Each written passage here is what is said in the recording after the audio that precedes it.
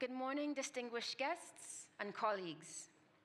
My gratitudes to our hosts, the AFDB, and to each of you in the room for braving the rains to come out this morning. Being gathered here this morning in Abidjan means that we're all connected, and we all carry a shared vision of prosperity and development for Africa.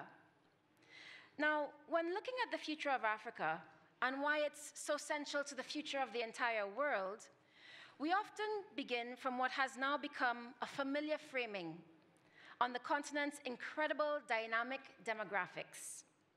We've surely by now all memorized the most recent statistics from the UN World Population Prospects Report, which projects that in 25 years, by 2050, 1 in 4 people on the face of the planet will be African. Then we usually move on to the demographic dynamics of age, that the continent is not only growing, but growing younger. Africa is the youngest continent by far. This we all know now. While the rest of the world is quietly getting older, with median ages of 33, 48, 54 now becoming regular. There is now even a country with a median age over 53 recorded, Monaco in Europe. The median age in Africa is 19 years old. It makes some of the 30-somethings of us in the room feel a little bit seasoned. And as such, it's of course critical to think about the global future of work, future of productivity, the future of climate resilience from an African context.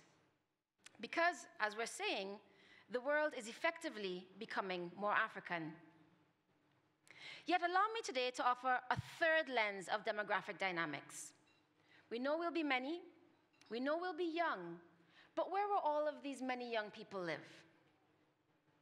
Africa Urbanization Dynamics 2025, Planning for Urban Expansion, is a brand new flagship report from the OECD, the AFDB, and the Cities Alliance, which now tells us that over 80% of all that projected demographic growth will be absorbed by urban areas. In 25 years' time, by 2050, when 1 in 4 people on Earth is a young African, we all know that 2/3 of them now will be living in urban agglomerations. It means that very soon, the most common experience of life on Earth will be the experience of an African urban youth. This framing immediately centers not just Africa, but African cities in particular. And let me add another layer of demographic trends to the story, because this unprecedented urbanization will not be a phenomenon of infilling or densification or crowding into already built areas. No, in fact, according to this same report from the AFDB and the OECD, most of the urban space that we must envision in this 2050 future, the housing, the commerce, the industry, the utilities, the public infrastructure, the schools, the hospitals, most of that infrastructure does not actually exist yet today. The infrastructure deficit, as it's called, is massive in Africa. The physical urban footprint is projected to grow in this report from 175 square kilometers today to 450,000 square kilometers in 2050. Meaning that what we see around us in cities like Abidjan, Dakar, Kinshasa, Joburg, Cairo, Addis, Nairobi, the size and girth of these cities represents only 1/3 of the city space that is to come in Africa. In other words, we haven't even begun to fully experience or even appreciate urbanism in Africa. This has profound implications for urban development, because this African context is the only one where we're not trying to retrofit cities to be climate resilient, to be energy efficient, to be water secure, to be equitable. We can and must build them forward for the future, not just of Africa, but of the world. And this framing, we argue, is a powerful way to start a conversation on financing development in Africa, the reason that we're all here in Abidjan this week. The way that we plan, build, and invest in cities in Africa from today forward are make and break decisions of global significance. It's an idea that's powerful and aspirational, but if we're honest, it's also an idea that's a little scary, because we know the reality of our cities today, which have become some of the most vulnerable communities on Earth. And the data is clear. The heightened risk that cities face to extreme heat, flood, and drought has exposed their broken relationship with nature. The trend that has been urban expansion of the last couple of decades usually means destroying green space, wetlands, and forests in the path, throwing away our natural buffers, our natural mitigation of floods, our natural temperature regulation, our natural carbon storage, and also inviting risk to economic losses, as nearly half of GDP from cities around the world is in risk of collapse due to climate vulnerabilities. This is completely counterintuitive. The evidence is clear that nature integration is the fundamental basis for urban resilience, and indeed, it's only now that the realities have reached such a boiling point, we're seeing a resurgence underway, an emergence in cities moving back towards nature through what we call integrated nature-based solutions. As a data organization that works at the intersection of people, nature, and climate, we at WRI study these types of initiatives very closely. In fact, this year, we published Growing Resilience, Unlocking the Potential of Nature-Based Solutions for Climate Resilience in Sub-Saharan Africa. This was a collaboration between ourselves, the World Resources Institute, the World Bank's Global Facility for Disaster Risk Reduction, with contributions from the AFDB. And through this study, we examined the status and trends of nature-based solution projects across Sub-Saharan Africa between 2012 and 2023. We identified nearly 300 projects representing the most comprehensive repository of nature-based initiatives across Africa. We find that the scope of these projects reflects a growing understanding amongst both the national and local governments that nature-based solutions can help them solve multiple climate-related challenges at a time, which is positive.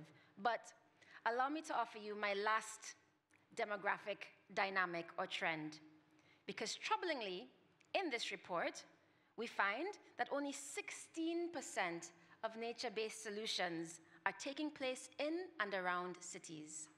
16%.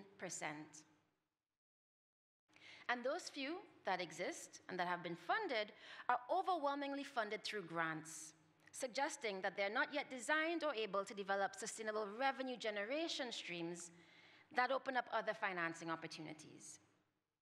Altogether, it means that African cities, with the responsibilities they bear for housing and employing the future of the world, are not doing anything differently than their predecessors as they grow. So let's recap our 5 data points. In 25 years' time, a quarter of the world will be African. Half of them will be less than 20 years old. 2/3 of them will live in cities. 2/3 of that city infrastructure is only now being built, and it's currently being done largely without nature integration. That's the story, my friends. And that's the framing that brings us to today's conversation on financing nature to catalyze green and prosperous African cities. Because it doesn't have to play out this way. African cities exist alongside vast natural blue and green resources that are open for investment. So, co-hosted today by ourselves, WRI Africa, by the World Bank, by the AFDB, this morning's event is going to ask, what must we do to urgently increase and redirect investments towards sustainable, nature-integrated infrastructure for African cities? We'll begin by hearing directly from communities working on nature-based urban solutions, and then we'll invite up our panelists who will share with us what's happening when the rubber meets the road. What type of funding and financial models are working? What's needed in the region to change the picture entirely? And of course, we'll highlight the enabling role that development banks like the AFDB can play. I'm Dr. Rebecca Shirley, the Deputy Director for Africa at the World Resources Institute, and I'll moderate us through this morning's conversation. So without any further ado, let's begin. First, we want to invite you to hear directly, as I mentioned, from one of the communities that we work with in Nairobi, Muungano wa Wana Vajiji, a community-led grassroots movement in the Mathare informal settlement that's working to upgrade their neighborhoods by restoring the natural assets around them. Let's hear from them. My name is Nancy Njoki. I'm a community member from Muungano wa Vijiji. This is a movement. It's a movement of the urban poor living in the informal settlements. So we've done some community parks. So we've helped one of the groups. It's Green. It's in Korokocho. They've been able to reclaim the river and also build a community park. This group is doing urban agriculture, and they're also planting some fruit trees. So we've also been doing some small-scale NBS, which is about waste management, where some groups are able to clean the rivers by removing plastics from the riverbanks. So I think the community right now is more aware of the importance of nature-based solution, and coming from recently the floods which happened along the rivers and a lot of devastation. So the community has been conscientized, and they are really aware and they're really in need of those projects. So what I expect from donors is to scale up the small initiatives which the communities are doing on their own, just to scale up and also help us in funding. So when we want to go to different areas, because like a movement, we have groups all over the country. So I think as a community member, so there's a lot of talk about community inclusion and community participation. So it's to put it to action.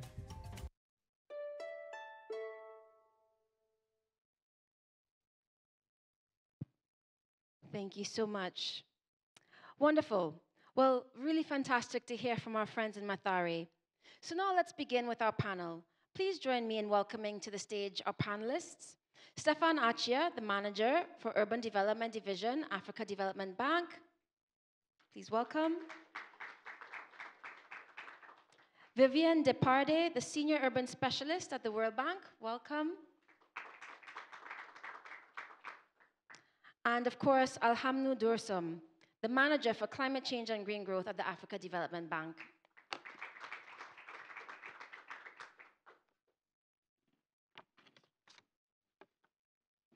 Wonderful.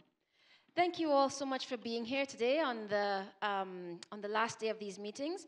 Stefan, I want to start with you because you were part of the team that wrote the Africa Urbanization Dynamics Report. As I mentioned to you, I've read this report back and forth many times. I found it really brilliant to read. And it talks a little bit about financing needs and how we need to finance more nature in cities across the continent. So from the Urbanization Dynamics Report, help us to frame the urban opportunity. How do urbanization trends that you see reshape the financing landscape for green-gray infrastructure today in Africa? Thank you very much, Rebecca. You've made a wonderful start on giving the numbers. If I can go quickly on a few of the key numbers. Next slide, please. As the next one. As we can see, and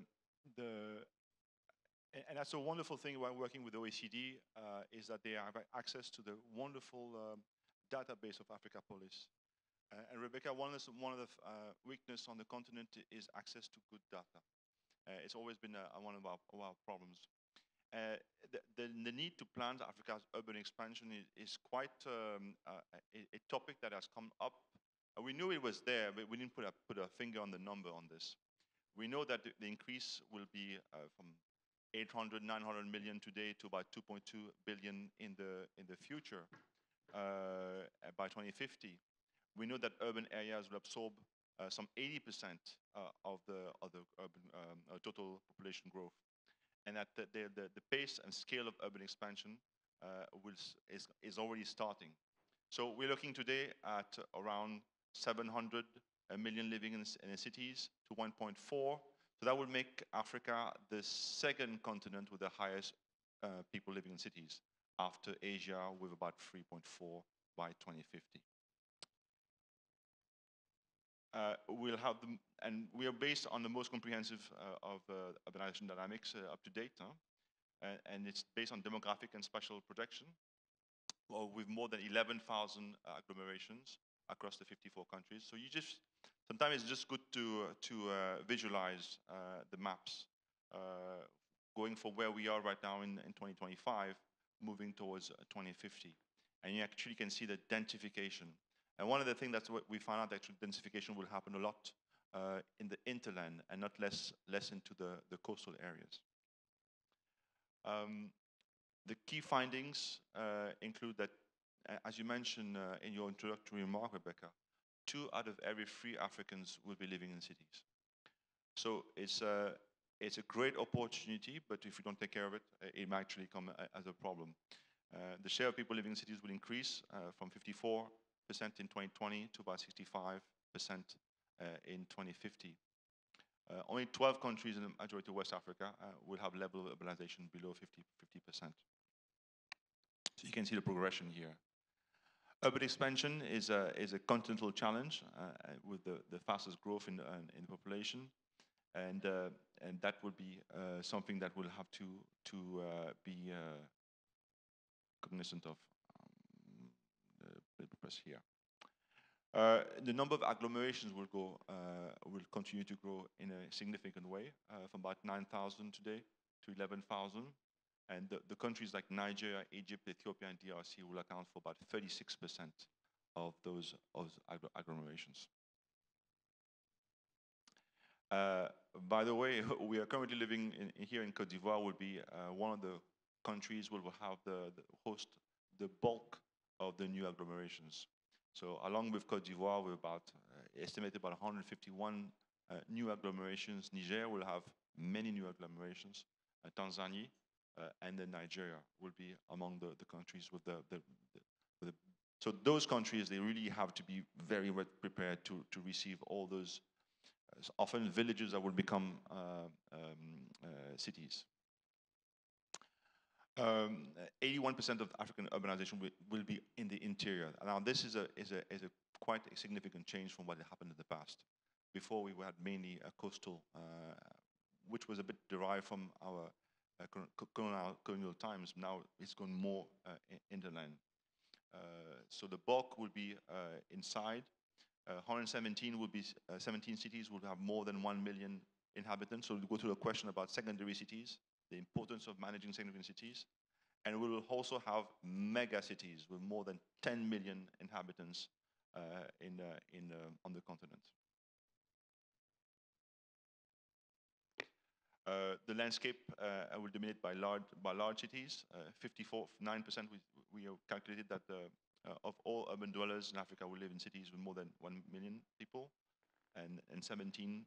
So if you look at this plan here, and sometimes just looking at the plan is actually mesmerizing. You see those dots growing bigger and bigger and bigger as we move forward. As you mentioned, and as I said, 2 out of 3 Africans will be living in cities, and the share of the total population will increase from 46 to 59%. And that trend has been going on for a while, and it's simply accelerating. Now, this is the part where you underlined at the beginning, and I think it's good that we underline here. 61%, at least the data we are looking at, 61% of African cities will be built over the next 3 decades. So the job of the AFDB, my colleague Michel from the World Bank, the colleagues from the IFD, all the partners at DFI here, EBRD, all the colleagues will need to support even more our countries in that expansion for new build-up areas. And those footprint, as you mentioned, Rebecca, will increase almost by 3 because fortunately we'll have a lot of urban sprawl coming around. And cities that will account to only with 2% of the land mass, but actually that's actually a lot. And large cities will add the most of the land mass that we have. So, but I think it's moving on its own now. A lot of the expansion will be fusion. So basically, what you know as conurbation is that cities that are next to each other will be merging to each other. That is a well-known phenomenon. If you want to look at the big picture between Abidjan and Lagos, you'll be able to drive from city to city to city to city unlocked. So it'll be like a big conurbation, and that is something that's happening. So a lot of the expansion is actually fusion expansion. So we can look at many cases. We can look at Kampala. We can look at many areas. I'll stop. I think I'll stop. For example, we can look at Nairobi. I mean, this is a good case. You can actually drive from Mombasa all the way down to Kampala, even to Kigali. It'll be like almost like an ongoing conurbation, and that is what the fusion that's happening. So the challenge are need for governance frameworks to manage the vast urban areas, coordinate economic strategies and infrastructure investment, and then the environment is going to be a key element. An example from Kenya of making sure that we have green areas, not only because of the heart, but especially because of the head, because to absorb rain, to clean the air and the dust and so on and so forth, to have a lot more environmental elements. Like Abidjan used to be a very green city. You see a lot of concrete, and I kind of throw it to you, Rebecca. You almost can tell in the future the areas of the city that are green are those cities that are wealthy. The area of the city that are poor is basically concrete jungle. So basically now the tree belongs to the rich and the concrete belongs to the poor. So this is something that we need to reverse and ASAP. Right, I think it's done. And I believe my colleagues should be around, and they're bringing a whole bunch of copies of the documents in English and in French, and I highly recommend to pick up, or if you can't pick up one, just go to the website, which is right here.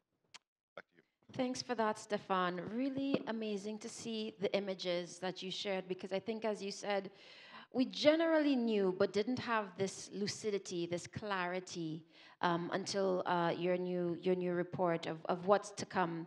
And you talked about the fact that we're not just anymore talking about cities, but these agglomerations, or we sometimes call them metropolises, right? Where you have these large, expansive areas of urbanism, as you mentioned, maybe even from Mombasa to Mbale in Uganda, or the entire West African coastline. And you talked a lot about the equity implications thereof.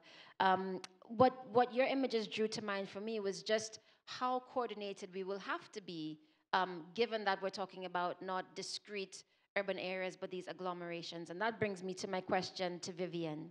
And Vivian is a senior urban specialist with the World Bank, who has already been looking at project financing for integrated NBS in urban infrastructure. And Vivian, what I want to ask you is to paint a picture for us and give us an example. Could you share with us an example or two of green-gray urban infrastructure projects, perhaps that are being supported by the bank? What lessons are you seeing in terms of enabling conditions that allow these projects to be successful? Thank you, Rebecca. So I think going from that topic of urbanization, as you mentioned in your introduction, often is the cities are growing at the expense of a natural area, or even almost are seen in opposition to natural area. Often we think like a gray solution will be cleaner, and that's what we think of urbanization. We don't really integrate nature in it. So then, being based here in Côte d'Ivoire, we're working with our partner in the Ivorian government. They have a large investment program for stormwater management and sanitation and solid waste management. So the Ministry of Hydraulic and Sanitation and their agencies, the drainage agencies, the solid waste management agencies. And so we have two large programs, one urban residence and solid waste management program, and a program for secondary cities, together like doing $615 million. So that shows the commitment of the Ivorian government around the sanitation. But as we started to work on this program, we saw a lot of the investment were still a lot of concrete solution to managing stormwater in the city. As you can see now, in the beginning of the rainy season, it can rain a lot very quickly, and the geography, either the flatland or the hills in the back, can create a lot of damage with all this water. So what we did is jumping a bit on this new movement of the cities around the world. We started a bit of a kind of a training and sensitization around the concepts. So I think in the publication you mentioned, and also previous publication from WRI and the World Bank and other partners, is this nature-based solution framework, which really showcase a whole range of nature-based solution from mangrove, forest, but also more urban cases, urban forest, urban park, and retention areas, ponds, wetlands, and so on. And I think that gives a very good overview of what nature-based solution can do at different scales, different settings, and also here you have a lot of examples from other countries that have started to develop this on a larger scale, and I think that started to kind of open a bit eyes to different solutions and new solutions, and from there also you start seeing some of the co-benefits of this solution, because as we were saying, with a lot of the concrete, the cities are also getting hotter, and also there's not a lot of leisure area, recreational area, especially in poor part of the city. So also this benefit of creating leisure area, reducing some of the heat, I think, especially in a context where you have a lot of limited land availability, that's also something that was brought to kind of convince the government to start experiencing with a nature-based solution. So then if we go into the very concrete project, we have some in Abobo in the north of the city, in Atekube in the center, that are financed. So we went from kind of the training to all the way to a bit of an approach with the master plan, which maybe I'll talk a bit more about after.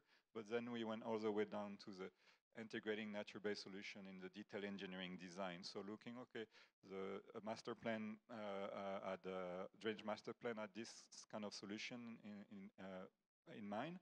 How can we maybe integrate a bit more green solution, even if it's just planting trees around the drainage and providing a bit of a buffer areas for when there's a bigger flood than expected, and we started to integrate some of this aspect. So for instance, in Abobo, in some of these retention areas, we're looking at building multi-use areas, so like soccer field, for instance, that can be used most of the year, but maybe in the rainy season they will be closed up so that there is no risk for the population. Also, there's a lot of steep slopes in Abidjan, and so how to stabilize those.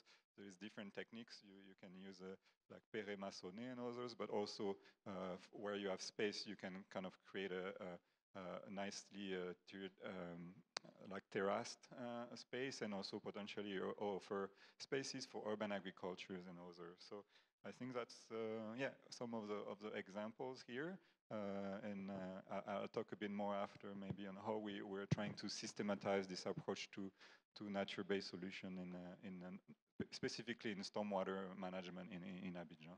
Excellent. We're going to come to that. Thank you so much for giving us that sort of mapping of from socialization to training to the higher level master planning, then to project design, and with this continued emphasis on accessibility. And in fact, I think there is research on this that the best indicator for equality in an urban context is public access green space. So really great to hear that from you, and thank you for plugging the NBS framework. It's a tool that us at WRI and partners helped to make, which basically helps decision makers identify the optimal or ideal nature-based initiatives for their particular context. So really great to see how this looks like in practice. So let's then now come to, in this first round of questions, Alhamdu, who's the manager for climate change and green growth at the AFDB. We want to talk about scaling climate finance for cities, Alhamdu, because we've talked about the opportunity, we've talked about how it's playing out now, and I'd love to hear from you about the AFDB's commitments to nature-based solutions. How is the bank tackling this nexus of nature and climate in this increasingly urban context in Africa? Reflect for us on some of your work as the AFDB on nature-based solutions. Thank you very much. And before I respond to your question, let me mention that, as Stefan said, 2 out of the 3 people in Africa live in cities. So I assume that most of us here, if not all, are citizens. So we all understand the challenges that cities are facing because cities are very important engines for economic growth. And despite that, we recognize also that cities are really under threats of climate change, and also the issue of nature loss is really growing in African cities. As you mentioned, a city like Abidjan has lost a lot of forest cover because of the expansion of infrastructure, buildings, etc. So this is a very critical issue. And we also observe that flooding in cities is becoming another important risk. Therefore, urban planning is very, very important in that context of climate change. And this is where I believe the nature-based solutions could play an important role there, coming with significant benefits, economic benefits, social and environmental benefits. Now, recognizing that, the African Development Bank has really, over the last decade, significantly enhanced its commitments on nature-based solutions.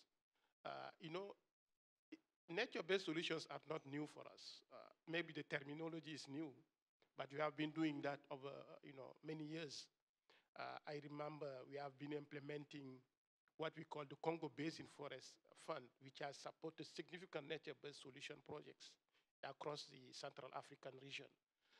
We have been also implementing a program called a program for the preservation of the Congo Basin Forest. Most of them have elements related to nature-based solutions. And based on that experience, we have recently, when we adopted our new 10-year strategy for the period 2024-2033, we have elevated nature and climate as very important cross-cutting issues for the next 10 years for us. And we have also highlighted that in our strategic framework on climate change and green growth, which is currently being implemented. This is also being translated in our natural resource management and investment action plan, which is being considered for adoption. So strategically, the issue is there. Nature-based solutions are well prominent in our strategies and policies. Now, at the operational level, we have been also involved in several initiatives. I'm not going to mention all of them, but maybe a couple of them. As you may know, the bank has committed $6.5 billion to the Great Green Wall Initiative. This initiative is an African-wide initiative. And the initiative actually is aiming at restoring 100 million hectares of degraded lands in the Sahel, sequestering 250 million tons of carbon, and creating 10 million green jobs. And the bank is contributing that through across, I think, as I speak, about 102 projects are being supported. Most of them are promoting nature-based solutions. We have also several other, country-led programs, like the program in Kenya, the Green Zones Development Support Program, the Nairobi River Rehabilitation Project. There are several other projects that are, like the project in Morocco, the Natural Conservation Project in Morocco. All of them are promoting nature-based solutions. So the bank is really, and as mentioned by the report, by the way, the report is clearly saying that MDBs are, like the World Bank and FDB, are playing an important role in the increase in terms of number, but also in terms of finance for nature-based solutions. Actually, the report mentioned that 70% of the financing for nature-based solutions have been provided by MDBs, including the African Development Bank. But yet, despite this effort by MDBs, including us, I believe that there is still a room for improvement, for further investing in this area, by ensuring that one issue is on early project preparation. We need to improve that. Also, the issue about technical capacity. As experts, we used to use very complex jargon. We need to make it easy, simple for people to understand, because, as I said, it's not new. It's something that have to be brought closer to the reality of the local people. Finally, I think there is a need for a complementarity between, as you mentioned, the gray and green infrastructure, and that was also mentioned by the report. And I think beyond financing gray infrastructure as we do, because FDB is also an infrastructure bank, we need us to have that complementarity, increasing, the focus on the gray-green approach, so that we increase number and finance for nature-based solutions moving forward. Thank you. Thank you for that, Alamoud. I think you talked about although it's already defined and documented in strategy, the room for potential areas of expansion in terms of early project design, simplifying the processes, and targeting the sort of complementarity between green and gray infrastructure. So thank you for that. Okay, so that's a really helpful lay of the land that our panelists have given to us. I'm going to ask one more round of questions, so one to each of them, more targeted on finance, and then we'll open up to the audience. So get your question ready if you have one for our panelists. I'm going to come back again to Stefan. And Stefan, based on the research again that you've shared with us, and that you will lead at the AFDB, what are you seeing as the most pressing financing challenges that African cities face when trying to scale nature-based, or, as Alamoud said, hybrid infrastructure solutions? Thank you. So I'll answer the question from the urban side, from the working with the municipalities. We are starting, again, we are 54, and everybody is not at the same level. To finance cities, there is many ways to do this. One is through the national government, through the national treasury, and grant support, which has allocation to the municipality. And then there's, of course, and as the new president-elect underlined, the need for domestic resource mobilization. And that is, our friends from the OECD have been doing this for a long time, but we have not. It's making sure that we have the basis right on property tax, making sure that cadastrals are fixed, and we are able to raise money from the city. Once the systems is fixed, then you actually can do many things. You can actually borrow, you can emit obligations, you can do a lot of things. So you'll have, for example, the Moroccan way, which is actually to go through a municipal bank, which we like because intermediaries are interesting for us. We are wholesalers. We're not detail bankers. We're not commercial banks. So wholesaler provide line of credit for a wholesaler like the Fonds d'Équipement Communal of Morocco, and then they on lend to commune. Or in the case of South Africa, they actually can lend because they have a big enough balance sheet. So this is on the macro level. This is our if you want, the revolution that we have to do is to make sure that our cities have opened the tap for the money to come into the city, have a decent balance sheet, make sure that those are audited and standardized and their numbers. So then they have a good credit rating, and then they actually can borrow, especially on local currency. Municipalities are not going to borrow on USD or euro. They will be borrowing on shillings or on CFR or what have you. So that is the aim.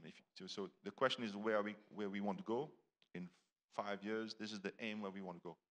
Then from there is what do we finance with this? And that I go back to what Alamdou and Viviane just mentioned. We need to be a lot more careful of how we spend our money. Not only in, just mentioned, concrete jungle. That's yesterday's activities. How do we make sure that our citizens have quality of life, actually have water that is well managed, sewage as well managed, making sure that, and one of the biggest monster in the room is solid waste, especially in Africa. The dry solid waste is not too much of a problem. It is a problem, but the big problem is, of course, is the green solid waste. But there is actually lots of solutions.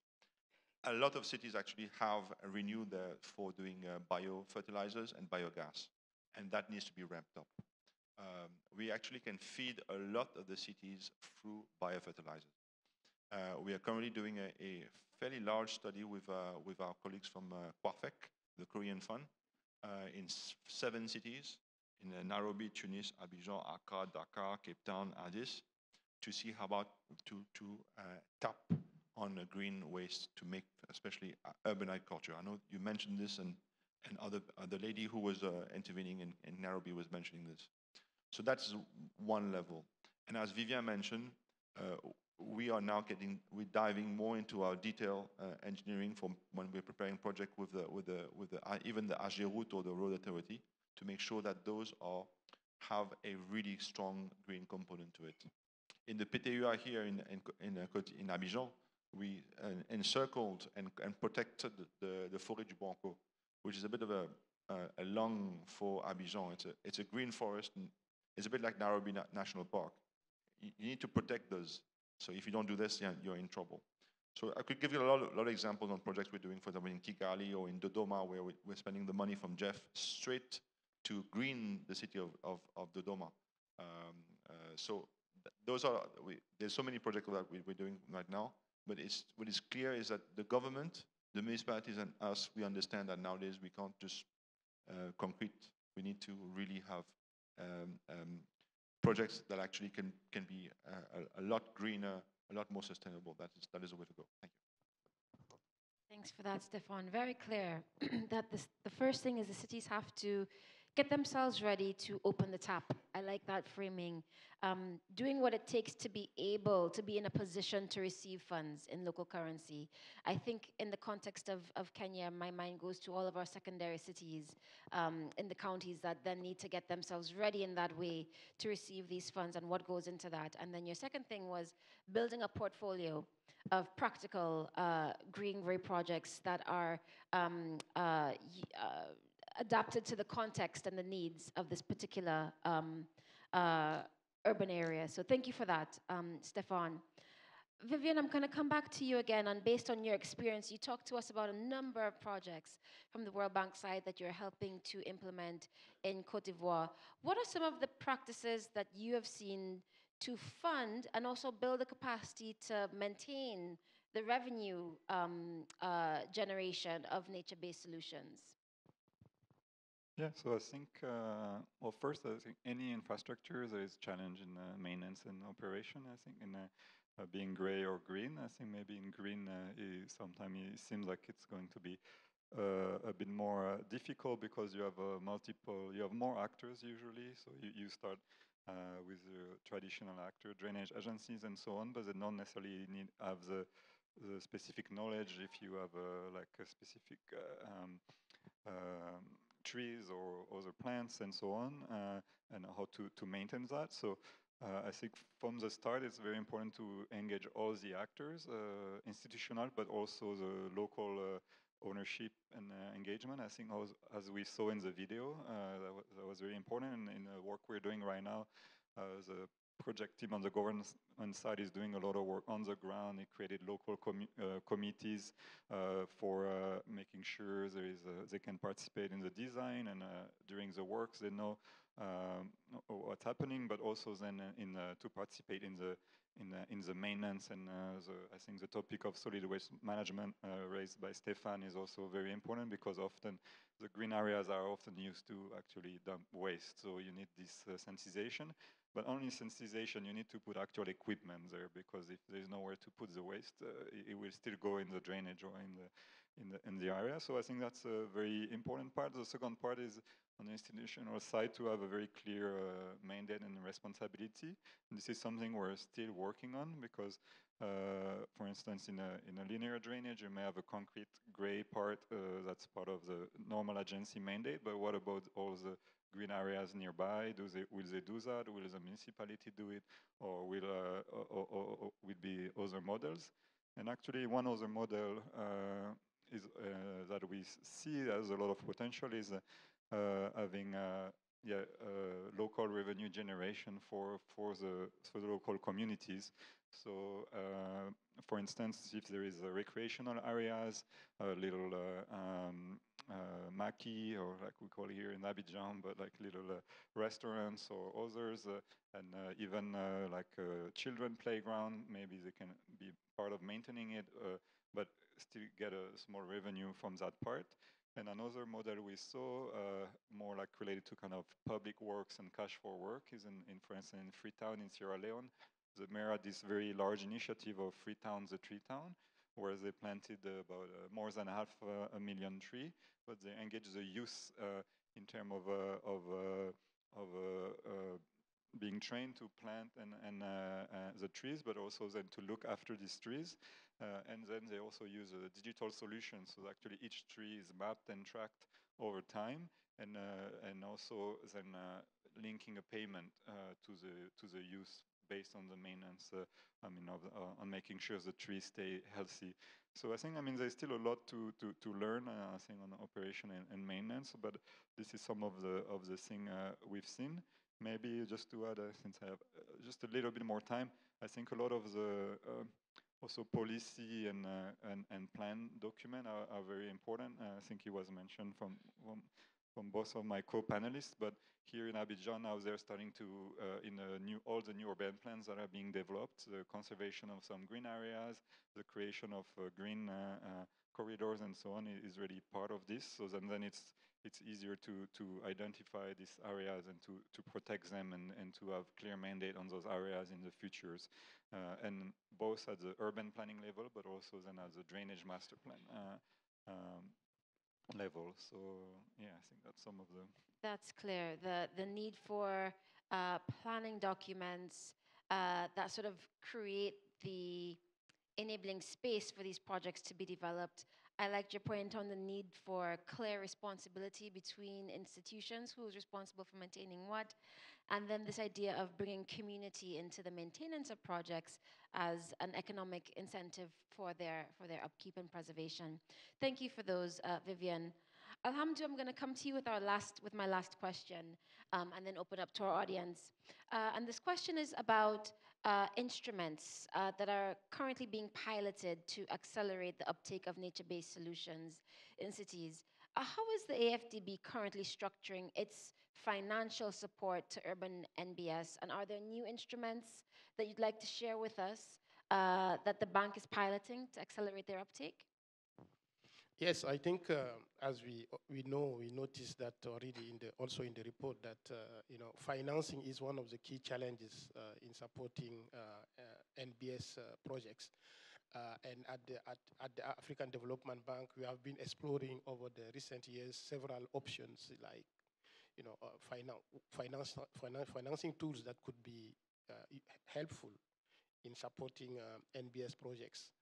But in my view, I think we also need to strengthen the use of traditional financing instruments. You mentioned grants, but I think we also need to use other tools like debt and also guarantees and other instruments to really increase support to such projects. But there are some innovative tools that are now in the market.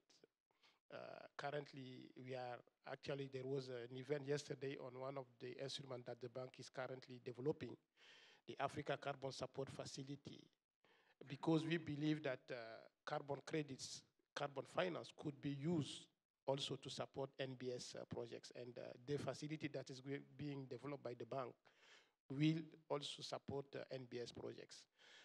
We have also developed recently, we are still piloting it, what we call the biodiversity benefit mechanism. Part of an existing product that we have, we call it adaptation benefit mechanism. And this biodiversity mechanism will also play an important role in supporting NBS projects. We also host several climate funds at the bank, both internal and external funds, climate funds. We are an implementing entity of most of the global funds, like the Global Environment Facility. And we believe that those funds also provide an important opportunity to enhance financing for NBS projects. our own fund, the most recent one is a climate action window that we created and which we are currently implementing, has also important projects that are supporting nature-based solutions. But I also think that we need to do more. We need to use, for instance, strategic financing mechanisms such as sustainable and green bonds. The proceeds of those bonds could be used to support such NBS projects.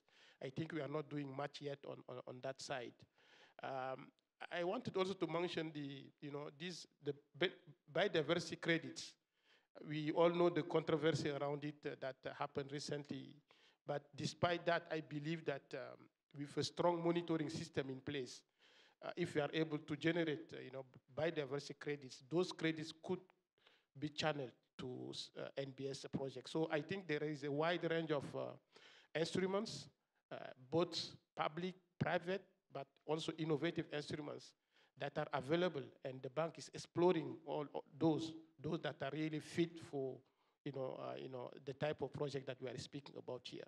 So I think it's still work in progress. Some instruments are already being used, some are still being explored, and I believe that we can make progress in order to increase the amount of finance that we can mobilize in order to support NBS project, because as we all know currently, for instance, most of the resources for climate finance, for instance, goes to mitigation, but it doesn't go to cities, for instance, and I'm going to conclude on that, because cities are responsible for 70% of the global greenhouse gas emissions. So I believe that since global climate finance targets mostly mitigation, this finance should go to cities as well. And I believe that there is also here an opportunity to mobilize more funding for supporting NBS projects in African cities. Thank you. Thank you for that, Alhamdu, and for sharing with us a number of initiatives and facilities that do exist. And I think you're right on the need to do more on strategic finance. I know there are many in the room that are working on potential green bonds and so on, and it would be great to hear from the audience other initiatives that are currently underway that you know of that can support nature-based solutions uptake in cities. And ourselves, even at WRI, we worked with partners. When we launched that paper that I mentioned earlier, we also at the same time launched the Africa Green Grey Infrastructure Accelerator, which is a technical assistance tool to support connectivity to the finance solutions that Alhamdu mentioned. So let's park it there and take one or two questions from the audience before they tell us that we have to close. I already see many hands. I'm going to start over here. With the gentleman, this lady on the right-hand side, and then there was a hand here. Please share with us your name and where you're from as you offer your question. Thank you. My name is Loïc de Canière. I'm from Belgium. I'm the founder of an impact investment fund, a 1 billion portfolio. My investors are private investors who are willing to abandon part of their financial return in compensated by more impact. We are investing in Africa in agri-businesses, in food companies, in small drinking water companies, which we do with Danone from France. So my investors are pushing us to invest more into nature-based solutions. We have one big agreement with KfW from Germany. We are compensating smallholder farmers for preserving biodiversity, but it's not a market-based model. And so we are desperately looking for models that would be market-based, that could convince the investors. Why my investors want to invest, but it has to be self-sufficient. And so if you big institutions could help to develop models that could work in reality, I think private investors will jump. Thank you for that. So a question for our institutional investors and financiers on market-based models. Let's take the three questions first, and then we'll see who wants to respond. Ma'am. Good day. My name is Marie-Josée. I am Senior Manager for C40 Cities. Really happy to be here and hear all the amazing work you're doing. I will just use Mr. Amadou, last point on financing. And my question is, how can we make sure or develop more impactful mechanisms that could go directly to cities? I was happy to hear that about this project in Freetown. We are supporting a lot of cities, Nairobi, Freetown, and almost 14 cities in Africa. We have 13 climate action plans. It means that it's a lot of actions and possible action which can help in fighting climate action plan. But we realize that on the ground, cities are facing a lot of challenges to get access to finance. I mean, not directly to the states, but directly as cities. So happy to hear any advices and how we can work together in supporting more cities. Thank you. Thank you for that. A great question on the accessibility of the finance. And I think this was a point that Stefan had alluded to earlier, so we'll pick up on that. And then the last question was here. Moi, je vais parler en français. Hein, pour les... Je vais parler en français, ça peut aller? D'accord. Merci beaucoup. Je me nomme Ouattara Diakalia, je suis de l'initiative de la société civile pour l'étude de développement durable en Côte d'Ivoire, ODD. Yes, ODD. Alors, moi, ma première question a trait au problème de l'habitat. Aujourd'hui, nous savons que trouver un logement décent à Abidjan et même dans les grandes agglomérations, c'est extrêmement difficile. Maintenant, si les villes encore doivent accroître, comment la question de l'habitat est abordée ou appréhendée, ou comment faire en sorte que l'accessibilité à un logement décent, voilà. Est-ce que les quartiers populaires, les faubourgs encore ne vont pas croître? Dans cette même zone, dans cette même veine, est-ce qu'on peut établir une corrélation entre la démographie galopante non maîtrisée et l'extension à souhait des grandes agglomérations? Le monsieur qui est au milieu, j'ai oublié son nom, a parlé de fermeture de certaines zones par rapport au phénomène d'inondation, si j'ai cru bien entendre. Alors, comment cela va se passer si, par exemple, c'est des quartiers, en fait, c'est un vaste quartier habité par des gens, s'il faut fermer et puis après ouvrir, tout ce déplacement, ce mouvement de personnes, de prise en charge, comment ça va se passer? Et enfin, ma dernière question, il a parlé de l'agriculture urbaine. Oui, il faut l'envisager, mais est-ce que ce sera une agriculture à fort impact de rendement ou de productivité? Merci. Fantastic question there around the housing challenge, especially in the context of informality in Africa. If I think about the city where I live in Nairobi, 70% of Nairobians live in informal settlements. What does green-gray infrastructure and nature look like in that context? Thank you for that question. We're going to take one bonus question here from a very eager member of the audience. Thank you.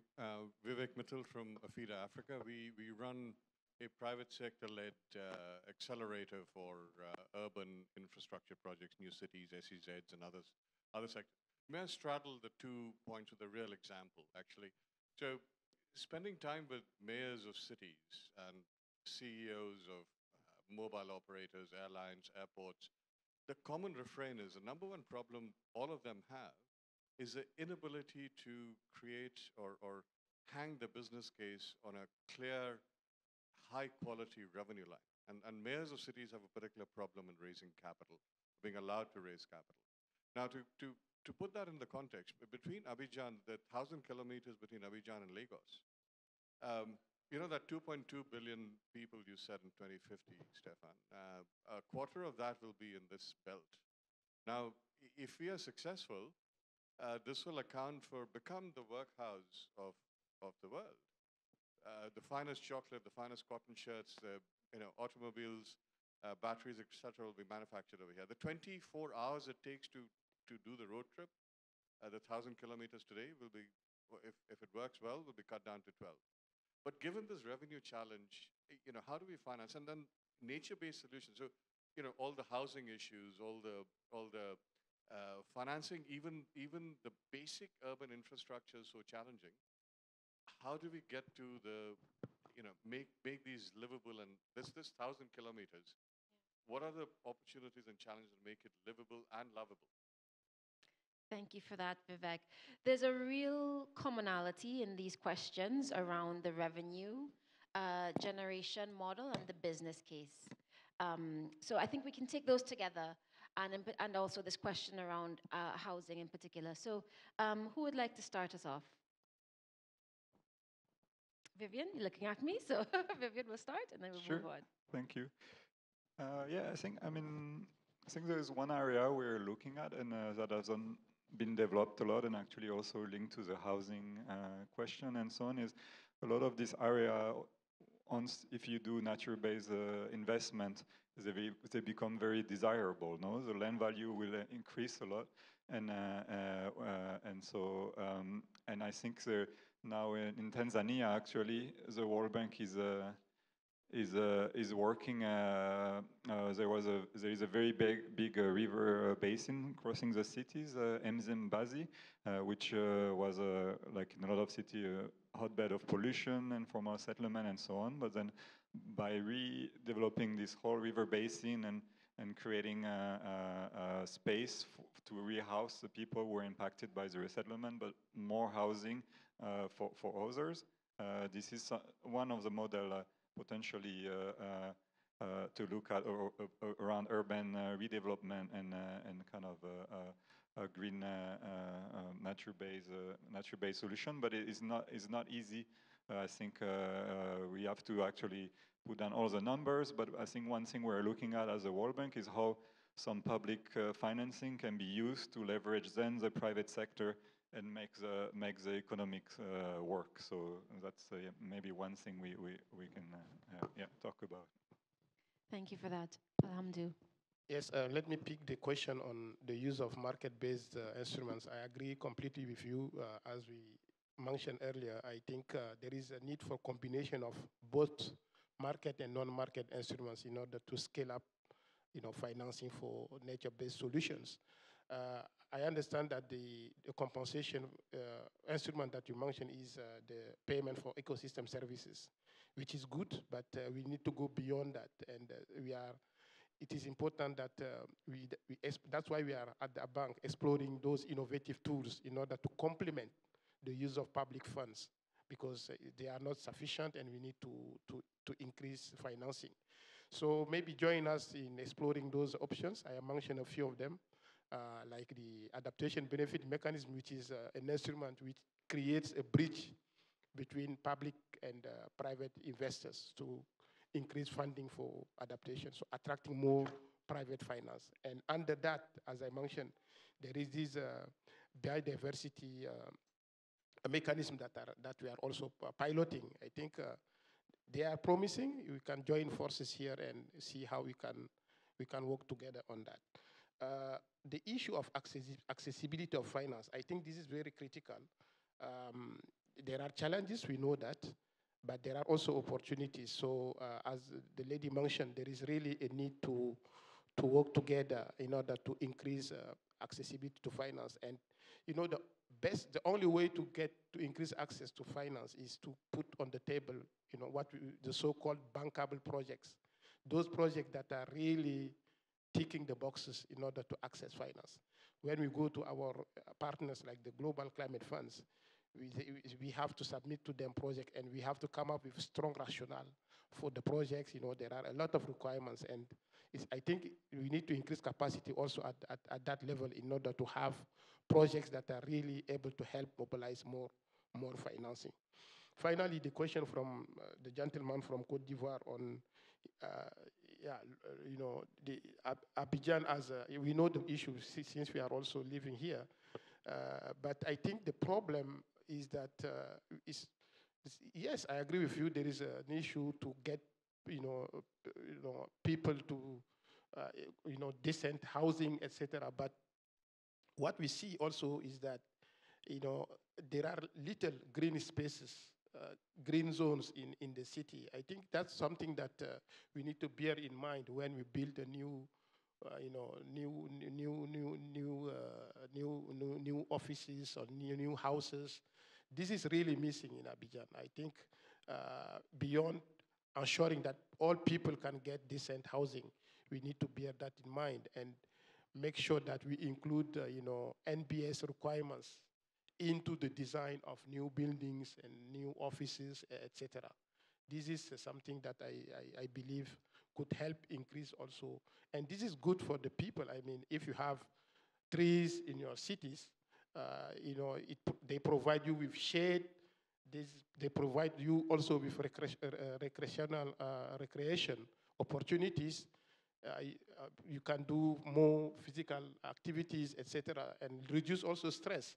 So this is something that our African cities need to think about. The way cities currently are being developed, cities are growing in the African continent is not sustainable at all. A lot of poor air pollution, a lot of waste generated without being recycled. This comes with significant health issues, human health, well-being issues, etc. So beyond the question you raised, I believe the issue of ensuring that we have more and more green zones, green spaces in our cities is very critical. I stop here. Thank you, Alhamdu, for that riveting call to action. Thank you, Vivian. Stefan, anything you want to add? Yes, some colleagues were asking if they want to have a copy of the document, and my colleagues just brought some copies here in French and English, so those who want to pick it up. I just would go on the first question of the gentleman from Belgium on the business model for on agriculture, urban agriculture. The model that we've developed is quite interesting because it seems that the amount of biofertilizers produced by our cities is significant and able to produce a lot of the vegetables or fruits or poultry that is needed to produce significant amounts. The report that we're doing is currently being finished, but I'd like to be able to exchange on this because there's real, right now there's not much, there's volumes on small amounts, but how to build it to large volumes, it can be done. At least the numbers show that there is opportunity to feed almost everybody in our cities. The second question I retain here is la question, je vais passer en français, sur le logement. La problématique n'est pas uniquement une problématique ici en Côte d'Ivoire, elle est dans toutes nos villes. Et la problématique du logement abordable, ça veut dire que là, il faut comme si reprendre à zéro, comment rendre le logement abordable. Alors, nous faisons en ce moment des opérations pour les logements des étudiants, par exemple au Kenya, et on essaye d'étendre ce genre de modèles, de business models qui ont en fait une très bonne rentabilité au niveau du secteur privé. Mais pour ça, il y a besoin aussi que l'État s'y prête. Là, on travaille avec le ministère pour les logements sociaux à Boaké, à San Pedro et ailleurs, que nous allons d'ailleurs au Conseil cette année-ci. Mais le gouvernement le dit lui-même, ce n'est pas assez, il faut accélérer. Et comment faire que le secteur privé participe plus? Parce qu'à la fin du jour, le secteur privé va vouloir rentrer dans le logement un peu plus au standing parce qu'il y a un meilleur retour en investissement. Donc, l'État a besoin d'amener on en parlait il n'y a pas longtemps avec une délégation américaine, comment faire d'avoir des zones inclusives et de la production de maisons diverses. C'est-à-dire que dans le même développement, j'ai du haut standing et j'ai de l'abordable. Vaste débat, vaste chantier. Et la dernière question, last question that Vivek was asking about density and cities are a great opportunity, Rebecca. That is, once you have density of clients, of usage, of utilities, and so on and so forth, then your business, which would not maybe would have worked in a low density now, has actually an opportunity to work. So the industrial opportunity that Vivek mentioned is really, and this is what I think that the president-elect was talking about, that we need to increase significantly our investment, and that's going to be one of the challenges that we have, is not to do a couple of millions, but to do way more to our cities, and how to also use the balance sheets and leverage the balance sheets of our cities and other partners. So Lots of headache, but that's a good headache. Thank you. A good headache indeed. Not just how do we finance, but how do we invest, I think is a really great landing place for us. Well, thank you to our panelists for those fantastic remarks and all of their expert opinion. Friends, I hope you all learned something new today in this conversation. The headline being, the future is young, the future is urban Africa, living in new urban spaces that haven't been built yet. Let's work together to ensure that they are built on a firm foundation of resilience. Allow me in our last few minutes to please, as we thank the panelists, also welcome Michelle Matera, who's the Practice Manager for Western Africa in Urban Resilience and Land at the World Bank, to offer closing reflections on today's conversation.